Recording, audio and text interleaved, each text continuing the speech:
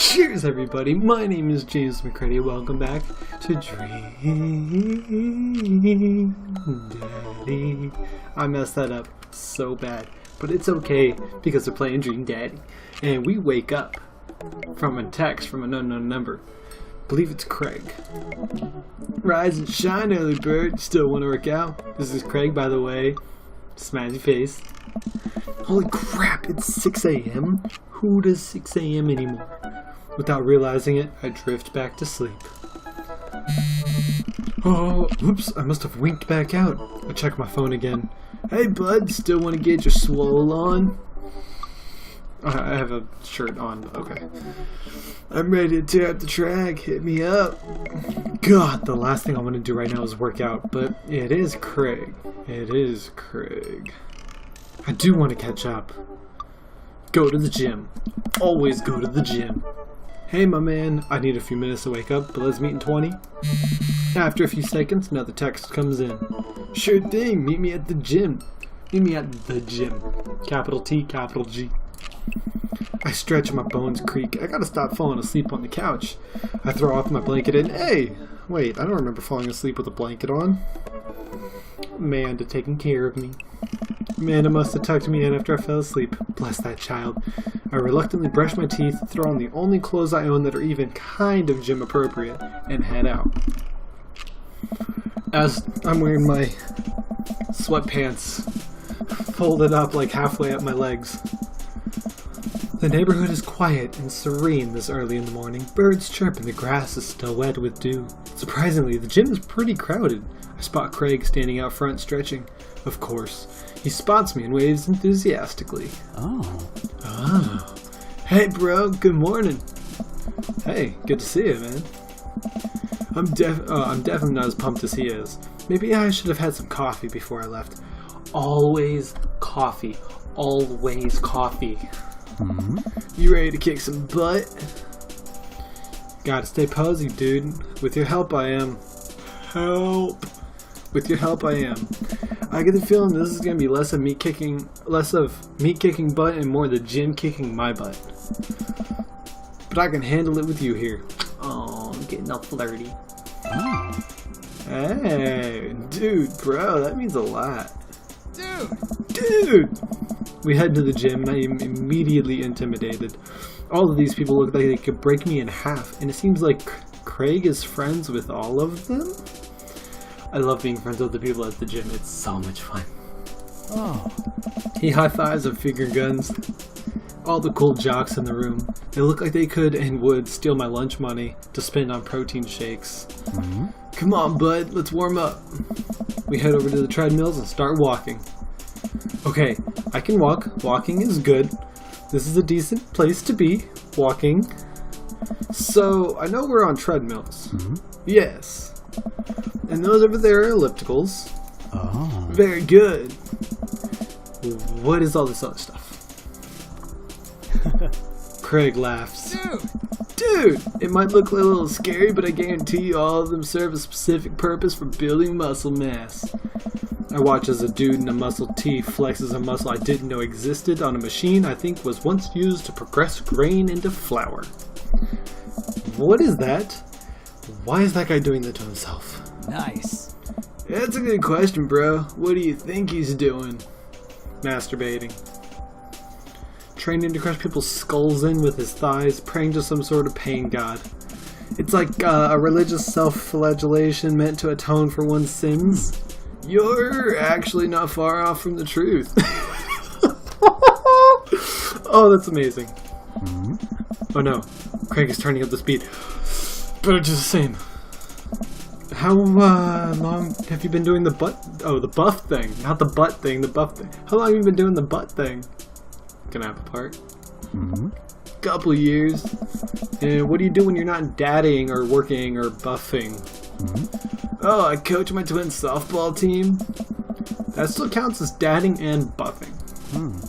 I keep busy. What do you do for fun? I love learning. I try to live my life as close to Jimmy Buffett's song as possible.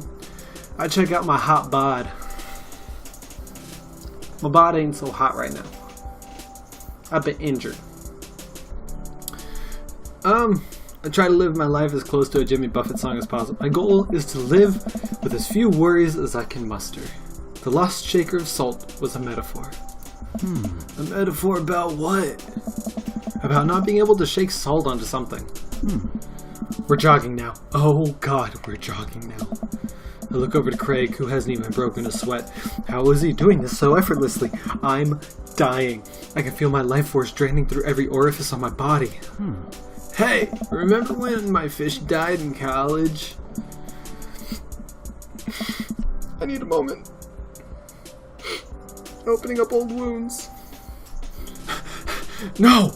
I don't like the story.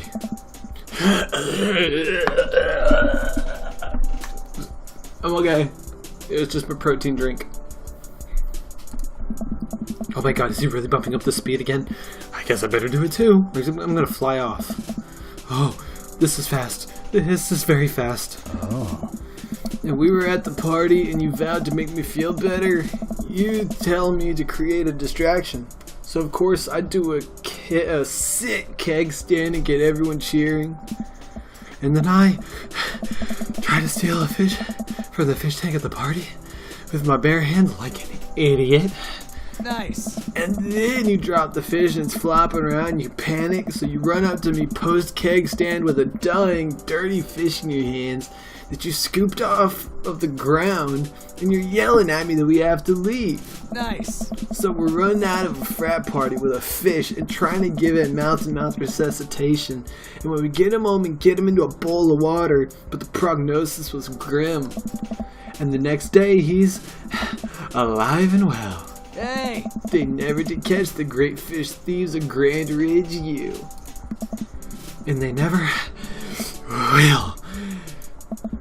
I shoot up the end of the treadmill and crash into a wall. Jesus, that hurts. Nice. Dude, bro, are you okay? Craig offers me a hand and looks me over for injuries. I'm fantastic. I managed to stand up and rub my back. Doesn't hurt now, but I'm sure it will later. I need a cane. Oh, man. You don't have to push yourself like that. Always know your limits. Well, I think I might call your gym adventure here. Nice. You sure? Yeah. Alright, well, here, I brought you this. Craig hands me a shaker bottle full of thick green liquid. I stare at it with must be apparent distaste. It's a protein shake, bruh. Oh, thank you. He wants me to drink it. Oh boy, here goes. I take a small sip. It's actually delicious. Wow, this is really good. Bro! And good for you. It's my special recipe. I'm pretty proud of it. Hey! Let me know if you ever want to work out again. Maybe we can try running around the neighborhood if treadmills aren't your speed. No pun intended, bruh.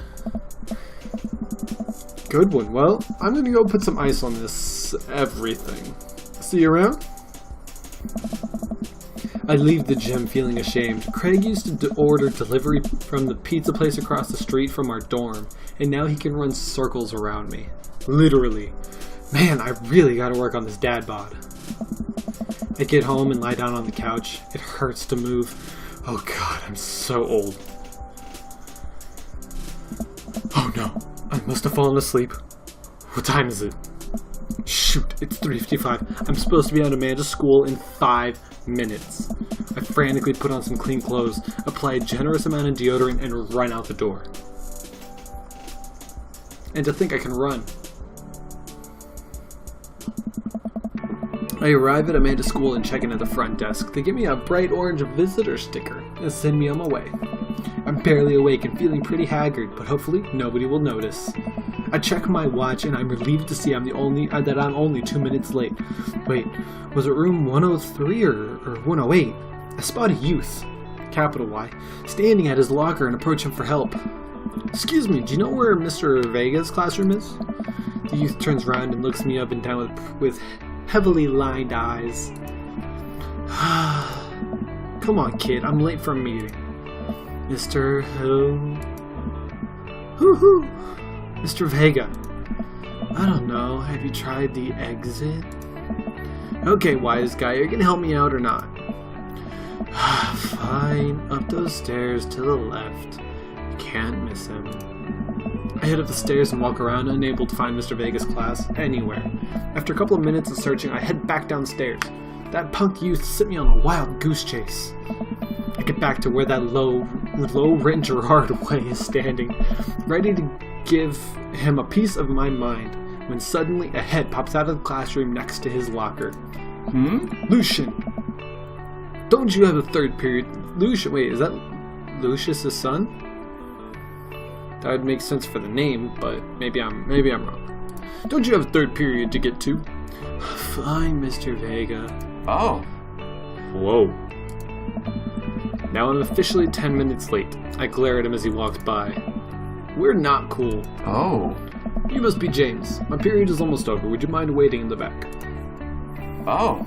Mr. Vega leads me in, and I take a seat on one of the comically small students' desks in the back.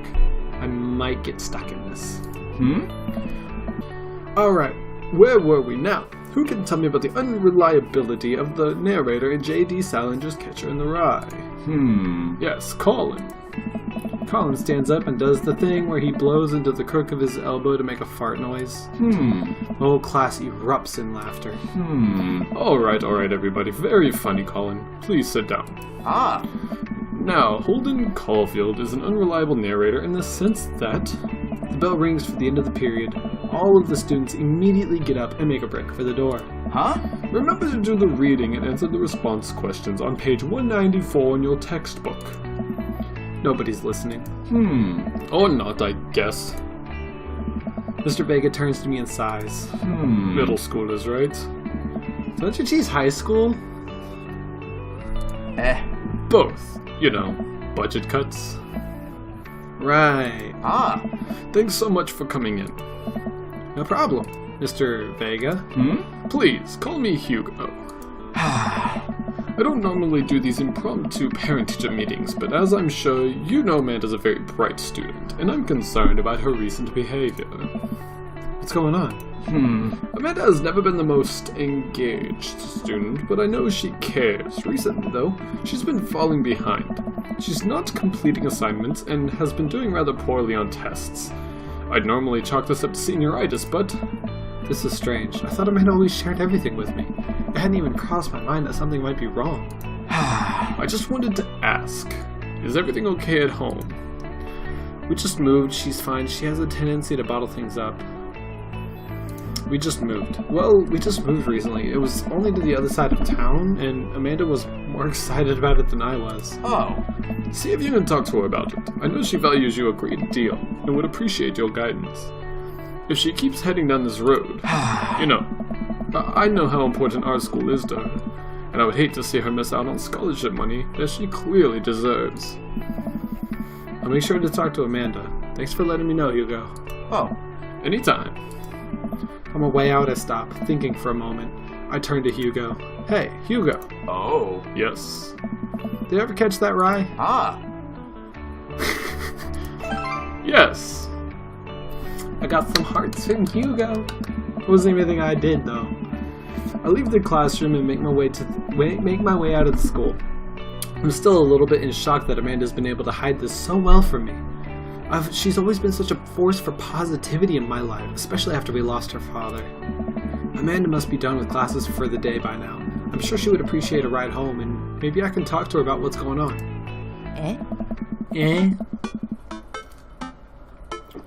I pull up to the carpool and Amanda hops in the passenger seat. So, did you have fun gossiping about me? Mr. Vega and I actually just gossiped about our celebrity crushes. You know, Craig. So you talked about Mario Batali the whole time? It was a very productive meeting. I'm pretty hungry. Can we grab some dinner? Sure thing. Let's go to the mall food court. Always food court. As long as they have the right stuff. Right stuff. Does that sound good to you? Yeah, sure. Why the mall? Jeez, can a dad take his daughter to the mall? Will you buy me things? I will buy you a thing. Singular. Sounds like a deal to me. We drive in silence for a short while. Amanda plays a game on her phone. I should say something. Oh god, I should say something. You know, sometimes when a kid gets older, they find that they have to keep things hidden from their parents. And that's okay, because sometimes that's what kids do. And that's okay. But also sometimes it's good to have the parents' perspective, because, you know, maybe the parents have also dealt with similar situations. And maybe they're a little cooler than you give them credit for. Anyway, what I'm trying to say is it's good to share. Love you. That was like a letter. Like I wrote a letter and sent it to her. Have you been reading my tweets? You have a Twitter? What? Never mind. No. What? Who said that? What's a Twitter? Look, sweetie. Mr. Vegas said you haven't been participating in class and that you're not turning things in. Oh, I'm fine, Pops. Senioritis and all that. I thought you liked Mr. Vegas' class. It's fine. He's fine. We pull up to a stoplight and I Amanda. She's still texting. I want you to know that you can talk to me about anything. Dad. Uh-huh. I can tell that whatever it is, she doesn't want me knowing about it. That's frustrating. I heard Emma R. is going to that fancy art school in California. That's exciting. Yep. Are you bummed that you guys aren't going to the same school? Yep. Amanda keeps texting. She stifles a laugh. What's so funny? I don't think you'd get it. Okay. Who you texting? Noah? Who's Noah? My friend. Does he go to your school? Yep. Do you like Noah? Huh? What? No. She's defensive. She likes Noah. Dad! I can't believe you would... Dad. I mean, jeez. Why would you... gross. Sorry, just asking. Dad, he's just my friend. Guys and girls can be friends. He's my friend. Okay. Jeez. This is going well. Well, good talk. Love you, kiddo. She leans forward and turns up the radio. I guess that conversation's over. To the mall then.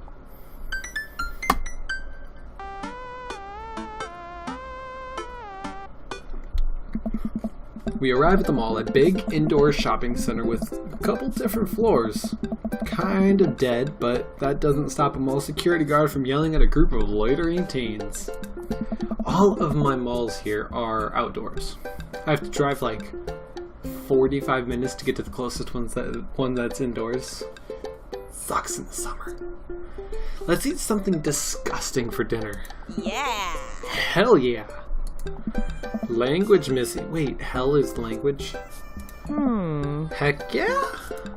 Better. They have to let her cuss at some point, right? We approach the food court and evaluate our options. There's greasy restaurant after greasy restaurant. Greasy, heart attack, greasy.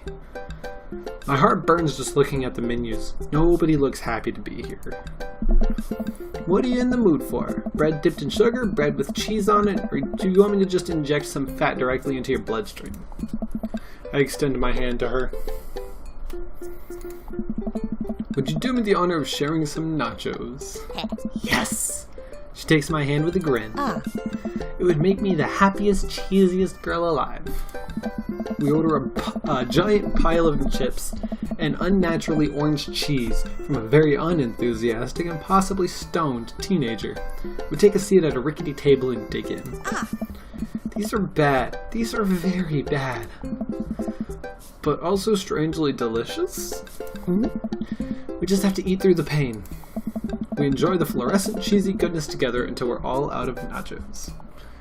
So, something's been bothering me for a while. Can you explain memes to me? Oh my god. I know what memes are. James, you should know what memes are.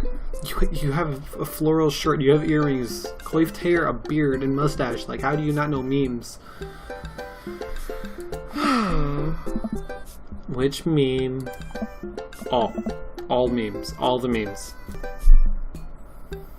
Amanda sighs deeply and places her head in her hands. Oh. Dad, it's complicated. See, memes are inside jokes shared by a bunch of people that get less funny the more people do it. So the problem is that by the time a meme gets to you, Dad, all us youths have already done the joke to death.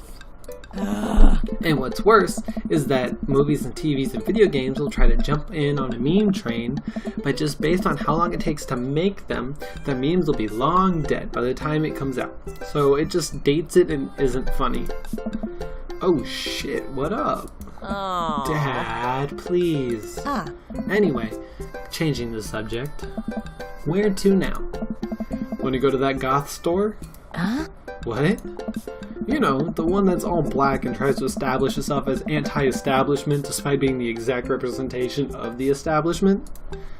I don't know what store you're talking about. You know, the one where you can buy chain wallets and it's basically an assault on what people fought so hard against in the punk and hardcore movements in the 70s and 80s. Dude, you gotta be more specific. The one you threw up in that one time. Huh. Oh, that one! Yes. That's how you remember it? The one you threw up in one time? Amanda runs into the store with me trailing behind her. She makes a beeline for the back. Yeah. There it is. You can still see the outline. Kinda. I'm so proud. Speech! Amanda. Speech. Oh, right. I'll do it if you stop chanting. Amanda stops immediately. I clear my throat. Thank you for all joining us here today to commemorate a historic moment that would forever shape history. A day very much like today, some 5 years ago, our very own Amanda Ann McCready had too much blue raspberry slushy in an outing to the mall. After begging her father to take her to Dead, Goth, and Beyond to buy rainbow suspenders, she proceeded to throw up all over a display of My Chemical Romance merchandise. Her loving father then had to pay for said merchandise, which to this day remains among our possessions. Thank you. Amanda is moved. She begins clapping. Slow at first, and then faster and more vigorously. Several other patrons turn their head. One of them also starts clapping. I bow my head. Alright. Oh hey, chain wallets. While Amanda busies herself looking at band t-shirts, I try to find something of interest to myself. Not much for a dad to look at in Dead, Goth, and Beyond. Look at the iconic mugs. Ooh, clearance bin for hot deals. There's a big cardboard box of marked down items. I'm pretty sure $4 for purple eyeliner is a good deal, I think? I wonder if I would look good in purple eyeliner. I got purple in my beer. That's good enough for me. Hell yes, I would. Look, this is very important to me. I overhear a stifled argument over at the cash register. An older gentleman is carrying a garment and showing it to a bored-looking cashier with pink hair. I can see that. I don't know what to tell you, dude. I just work here.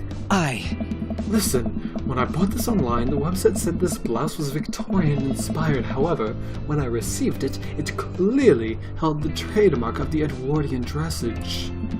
Do you want a coupon? I can give you a coupon. Will you leave if I give you a coupon?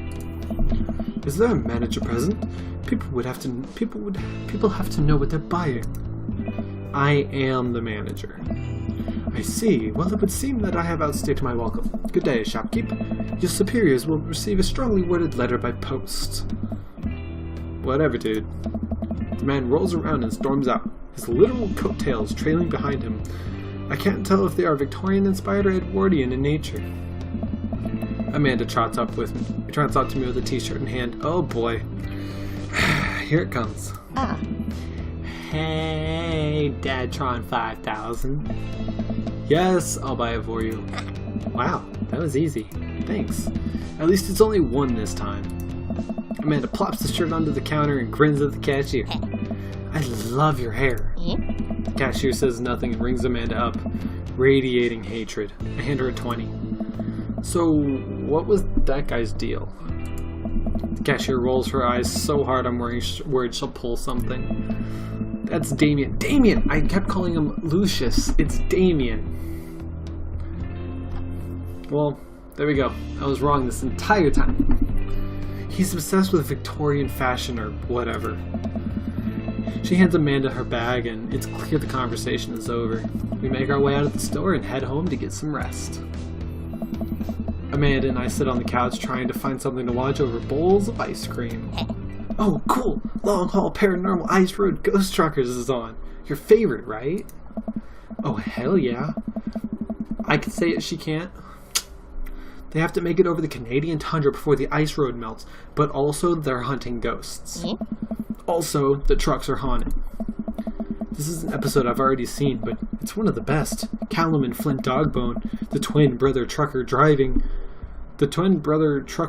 and ghost hunting duo, find themselves in the greatest peril yet. Oh no, the ghosts have gotten control of the truck. I can't steer. I can't steer on them there damn ice roads. Let me use this EVP meter to try and communicate with the spirits. Flint, we're about to die. I almost got it. If you listen carefully, it sounds like it's saying you're going to die. That's because we're going to die, you. This is art. The episode ends and Amanda excuses herself to go and start arguments on the internet. I stay up a little longer, curious about the exploits of Callum and Flint Dogbone after their disastrous ice road incident. Afterward, I crawl into bed and get a good night's sleep. I wish I could yell and do the whole Callum and Dogbone yelling at each other thing, but people are sleeping. Sorry, guys. Try not to make assumptions about people. Good. I like that. Tip number 7. Oh god, please don't. Okay. It looked like it was about to